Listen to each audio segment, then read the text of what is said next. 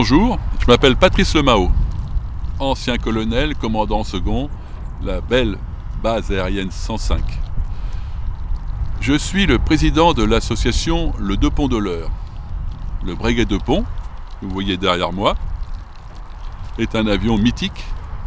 C'était un appareil qui avait 2 étages et qui pouvait transporter des passagers et énormément de fret. Le nom de l'association est un petit jeu de mots qui vient d'un homme politique qui était à Évreux, qui s'appelait Dupont de l'Eure. Il y a une place qui porte son nom, la place du Pont de l'Eure, bien sûr, et nous en fait ce petit jeu de mots avec le Deux Ponts de l'Eure. Cette association a été créée en 1997. Le but de cette association, c'était de sauver l'avion. À l'époque, il était sur l'emprise de l'Aéroclub, qui était sur la base. Il était abandonné depuis de très nombreuses années. Il était dans un état de délabrement total, c'était une vraie ruine. Il n'avait plus de plancher, il y avait des trous partout dans les ailes, il manquait des portes, il n'y avait plus aucun hublot, il y avait des détritus à l'intérieur. Et le commandant de base de l'époque, pour éviter que l'appareil soit détruit, a décidé de créer une association. On a mis comme président son commandant second, moi-même. Et vous voyez, 1997, 2021, ça fait 24 ans que j'en suis le président. Mais je ne m'en lasse pas, rassurez-vous. Donc, en 1997, nous ramenons l'avion sur la base aérienne. Mais l'association, à l'époque, ne compte que 7 membres. Et surtout, n'a pas d'argent. Difficile de travailler, mais on commence, avec plein de bonne volonté, à nettoyer. Un grand nettoyage, aussi bien intérieur qu'extérieur, à frotter, à poncer. Malheureusement, en 1999, il y a la grande tempête de décembre arrive, l'avion casse ses amarres et effectue son dernier vol, mais en marche arrière, sur 50 mètres, et finit dans un merlon où il est assez esquinté quand même. Il va rester là quelques années. Ce n'est qu'en 2002, on le ramène dans un endroit où on va pouvoir travailler, et de 2002 à 2005, on travaille dessus. Mais on ne travaille que sur l'extérieur. C'est-à-dire que l'on va le poncer, le nettoyer, mettre des morceaux de plexiglas qui sont des chutes d'abris de piscine pour faire des hublots qui tiennent avec des cornières. La DAMIC, à l'époque présidée par un membre de l'association, M. François Vanzetti, va nous réaliser des capots moteurs, des faux capots moteurs. Ils sont superbes. Vous voyez derrière moi, les gens de la base, les mécaniciens vont nous créer de fausses hélices. La peinture, Air France va nous donner pas mal de peinture grise pour faire le bas. On va acheter de la peinture de bardage pour faire le haut. Et en fin de compte, on arrive à quelque chose de très très positif. Et en 2005, en mai 2005, l'avion arrive dans sa position où il est aujourd'hui. Il est superbe. Beaucoup de gens appellent le matin pour dire il y a un avion qui est sorti de piste à l'atterrissage, ce qui nous a rempli de fierté. On avait bien travaillé. Malheureusement, nous n'avons pas fait l'intérieur. L'humidité s'est accumulée à l'intérieur parce qu'il manquait des milliers de rivets, il y avait des plaques disjointes, il y avait des trous partout. Et l'humidité a complètement dégradé l'extérieur, on est passé à l'extérieur. Et en 2008, tout est à refaire. Donc en 2008, on dit on arrête ce qu'on fait. Maintenant, il faut de l'argent. Il faut de la main-d'œuvre et de l'argent, mais surtout de l'argent pour avoir des bons matériaux. Tant qu'on n'a pas les bons matériaux, on n'avancera pas. Bien sûr, il y avait beaucoup de travail à faire à l'intérieur, ce qui ne demandait pas énormément d'argent, sauf d'acheter des brosses métalliques. On en a passé au moins une vingtaine, c'est pas une trentaine, je ne sais pas combien, pour enlever tout l'aluminium qui était feuilleté. C'est un travail de fou. Ça nous a pris plusieurs années pour arriver à refaire l'intérieur. Après, nous avons pu traiter, repeindre, nous avons pu faire les planchers, refaire complètement les planchers. Il a fallu boucher les trous sous les ailes. Ils étaient très nombreux. On a même retrouvé des choses assez intéressantes. Il y avait des gens qui avaient coulé du plâtre du temps où il était à l'Aéroclub, ce qui n'a pas facilité le travail. Et puis, petit à petit, l'avion avançait. Grâce à un sponsoring du Crédit Agricole, nous avons pu mettre des ventilations mécaniques, ce qui a empêché l'humidité de rester. Et surtout, toujours grâce au Crédit Agricole, nous avons eu un don qui nous a permis d'acheter des hublots qu'on a installés, découpés. C'est un énorme travail, énorme travail. chaque hublot demande au moins 2-3 jours de travail à 2 personnes pour enlever, fabriquer et remettre. Aujourd'hui, il est sauvé. Il est sauvé. Il n'y a pratiquement plus d'humidité dedans. Mais il y a encore beaucoup de travail à faire. Une des grandes fiertés de l'association, c'est la réalisation du tableau de bord. La planche pilote, ce qu'on appelle la planche pilote. Il n'y avait plus rien du tout, plus de panneaux, plus un seul instrument. Grâce à des recherches qui ont duré des années, nous avons récupéré tous les instruments d'époque et qui ont été placés dans le tableau de bord que vous voyez ici. Toute la planche de bord, ce sont de vrais instruments. Tout le reste, ce sont des faux, comme les poignées, les extincteurs, comme le tableau de bord central ici, la planche centrale. Ce sont de faux instruments que nous avons fait réaliser ou que nous avons nous-mêmes réalisés. Sur tous ces instruments, il y en a malheureusement 4 de faux.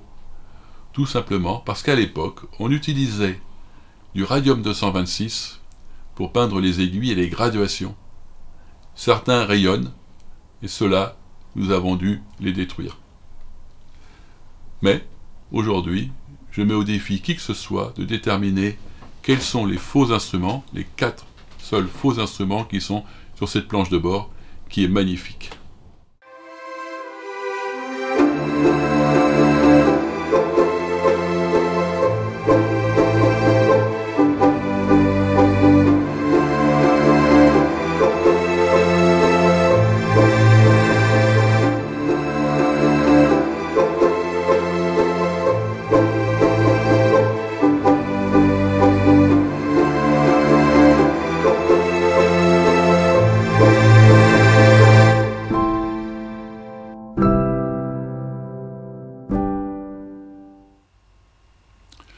Je vous ai présenté le magnifique tableau de bord.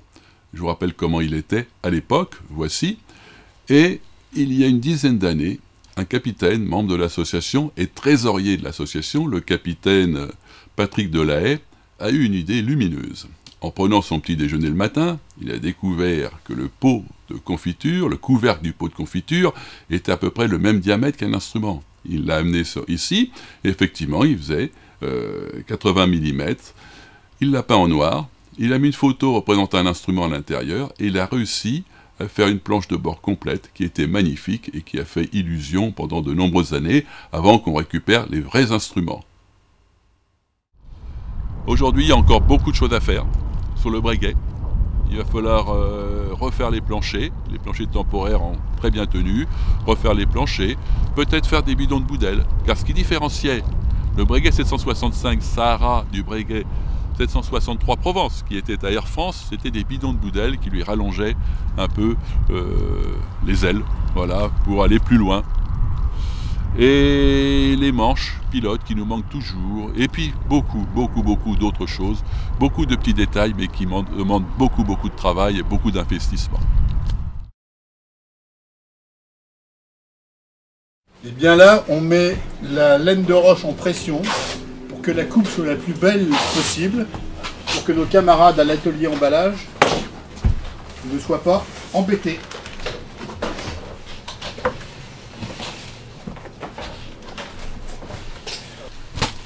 Là, nous sommes en train de préparer des panneaux en laine de roche qui permettront d'isoler la carlingue. Alors le grillage sert à maintenir la laine de roche et pour faciliter sa mise en place. Comme c'est une courbe, c'est plus facile comme ça. Et comme la laine de roche se délite, et on est obligé, voilà, de faire un emballage spécial pour qu'elle puisse rester d'un bloc. Ouais, qui a la 53 de ton côté aussi. Oui, alors là vous avez un emballage qui est d'origine. Vous avez l'isolant qui est enfermé dans un sachet spécial pour pouvoir résister à la condensation. Et après c'est tenu par des petits filets de pêche, comme à l'origine.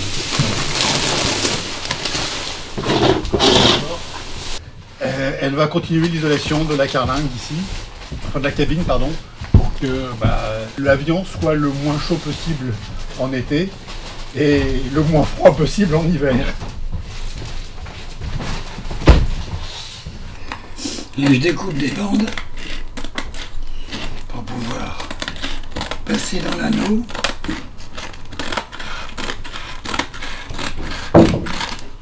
En fait, c'est pour enlever la vieille peinture et pour pouvoir peindre après. Voilà. Si les outils avaient inventé maison, voilà. J'ai pas trouvé d'autres moyens efficaces que ce petit truc.